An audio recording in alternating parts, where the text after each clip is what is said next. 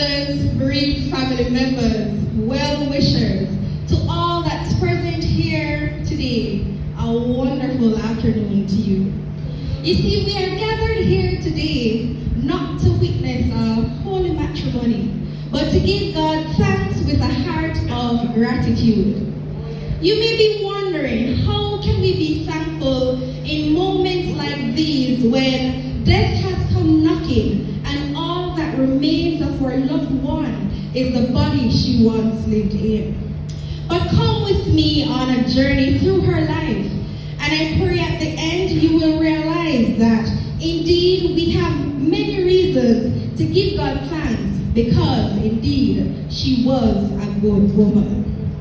Acts chapter 9 verse 36 says, and I quote, "Now there was in Joppa a disciple named Tabitha, which translated means Dorcas. She was full of good works and acts of charity."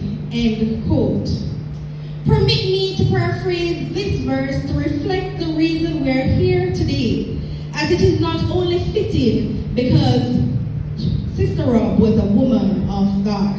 So, if another version of the Bible or another book was being written and released today, I believe the book of Urseline chapter 91 verse 316 would say, "Now there was in Augusta a woman of God named Urseline, which when translated means little bear, or in how we will describe her today, a modern day Dorcas.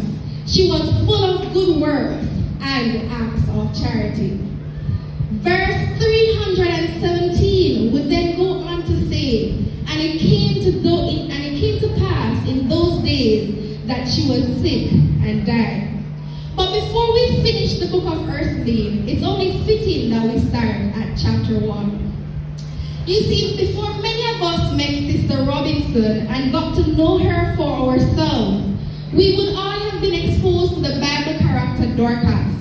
But God knew we needed a modern day Dorcas, someone who is selfless, caring, sharing, and loved without borders.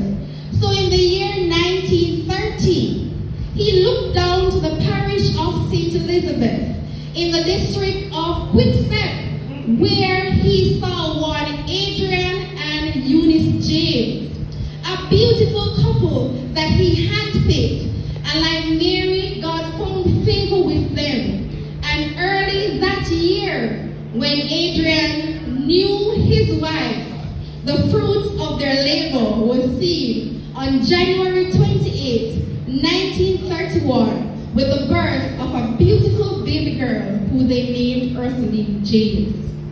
Urseline was a blessed baby from birth and had the privilege that many didn't have back then. In her younger years, she went to live with her aunt and uncle, Tina and Jim Wright, in the neighboring community of Silo. It was while living in Silo that Auntie Tina and Uncle Jim enrolled Urseline at the Silo All-Age School, giving her the educational foundation that would set the pace for the life she would live.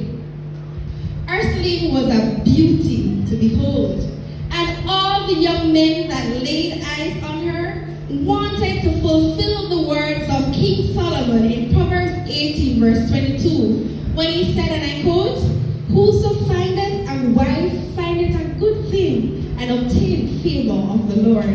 End quote.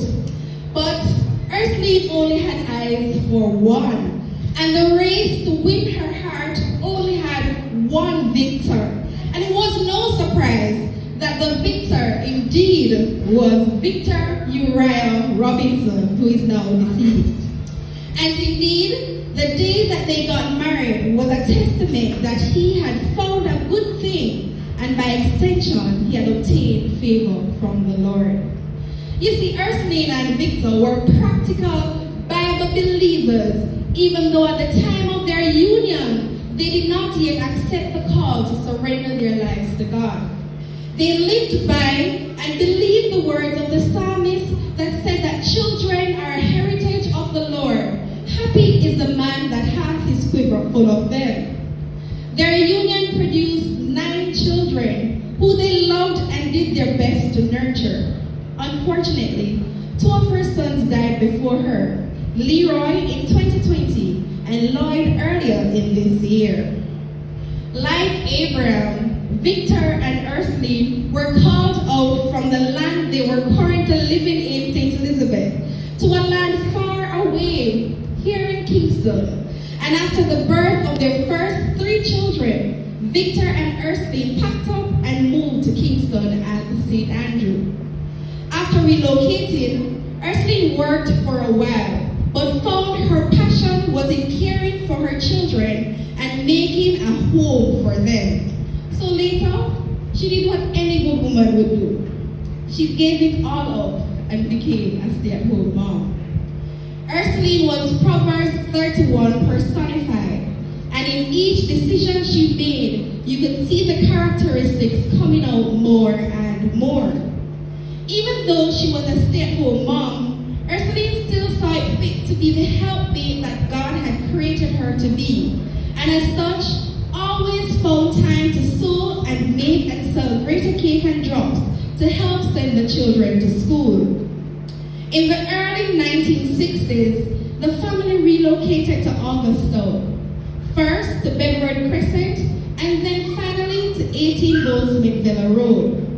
While in Bedford Crescent, the family lived at two different locations, and each time they would live next door to a Seventh-day Adventist. Urseline's family calling became evident when she accepted the gospel message which was shared with her by the second family she moved next door to. Her baptism then was the outward demonstration that she was ready to be the disciple she was ordained to be from birth. After baptism, she became an active member of the choir and served selflessly in the Dorcas Society, which we have come to know now as the Community Service Department and also as the Deaconate Body, which was shared earlier as well. Urseline was a very loving and caring woman who would share her resources no matter how great or small with others, whether it be opening her home to other family members or friends, or providing a warm meal or whatever money she had. She was always found praying for her children, and their posterity salvation in Christ Jesus. She loved to play Ludo and Scrabble with family and friends, and any chance she got, she would reel you in to have a game or two. As the world changed due to sin, humankind was given a lifespan of 70. When God saw Urseline's faithfulness, he granted her more. It did not mean, however, that she would not fall sick. And when sickness invited itself in and stayed even though not welcome, Urseline was forced to stay home from church and to stop doing the things she loved the most. Even then, when she was unable to go to church, she would always love when the church family brought church to her.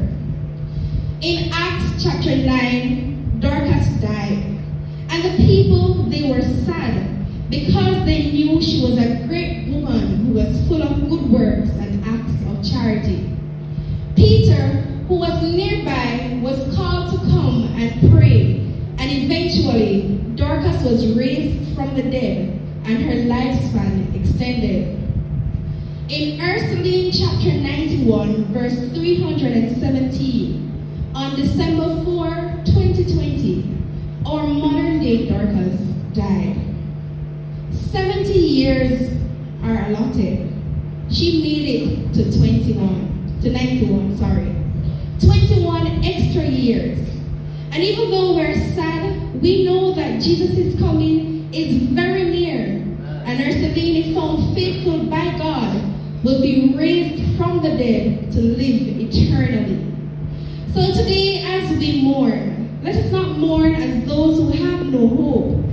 But for us who are alive, let us surrender our life to Christ, so that when Mama is raised from her sleep, we will be reunited.